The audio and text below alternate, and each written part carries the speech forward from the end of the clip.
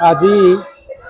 विप्लवी चक्रधर बेहेरांकर 131तम जन्म जयंती जिला प्रशासन एवं चक्रधर बेहेरा स्मृति समिति भद्रक आनुकूल्य भद्रक ठारे आयोजित हो जाइए। उक्त जयंती उत्सव रे मुख्य अतिथि भाव आमर भद्रक जिलार प्रिय जिलापाल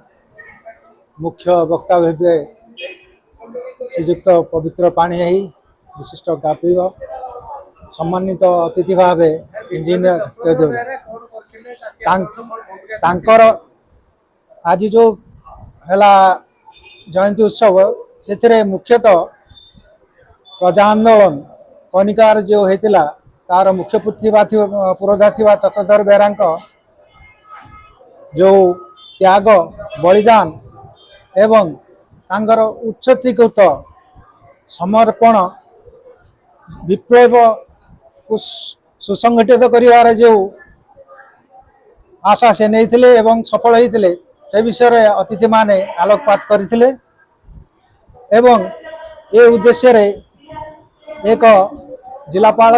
जरिया घोषणा करा जिले में एक पुनः प्रतिमूर्ति प्रतिष्ठा पाई स्थान स्थिरीकृत होइछि। ये दिगरे से जो पदक्षेप नहीं स्मृति कमिटीर संपादक हिसाब से मुझे धन्यवाद जनाऊँगी कृतज्ञता जनाऊँगी एवं ये जो जयंती उत्सव एथिरे जोग देइथिबा समस्त बुद्धिजीवी एवं प्रशासन आउ हमर सांबादिक भाई बहन को कृतज्ञता ज्ञापन करुछि। जगह चाकर संघ पुरी ओडिशार मु जिला संयोजक अच्छी भद्रक डिस्ट्रिक्ट डिफेंड कर विप्लवी चक्रधर बेहेरा जो जन्म जयंती उत्सव पालन कौन कहबे से विप्लवी चक्रधर बेहेरा विषय कहवा तो मोर बाहुल्य हे किंतु से तो जड़े महानायक कनिकार राजा से बहुत किछि समाज प्रति बहुत किछि कर्तव्य कर घंटेश्वर आंकपड़े जन्म मुझे से अंचल बहु मुझे बहुत गर्वित। सी जड़े परोपकारी लोक थे समाज प्रति यथेष्ट कर्तव्य थिला लोक मान बहुत किछि करिसंती से भद्रक से तो गोटे भद्रक माटीर संतान जेहेतु से बहुत किछि करि जाइछंती भद्रक पई।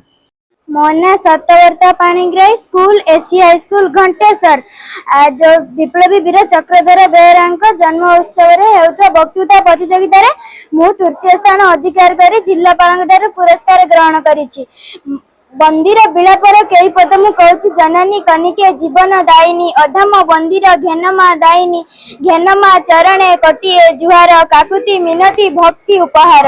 कनिकार वीर संतान कनिकार गांधी चक्रधर बेहेरा कनिका प्रजा आंदोलन संवादित नेता कनिकार क्रांतिर महानायक विप्लवी वीर चक्रधर बेहेरा जन्मभूमि कर्मभूमि घंटेश्वर ठारे मु जन्म ग्रहण करी मु निजको धन्य मन करुछि।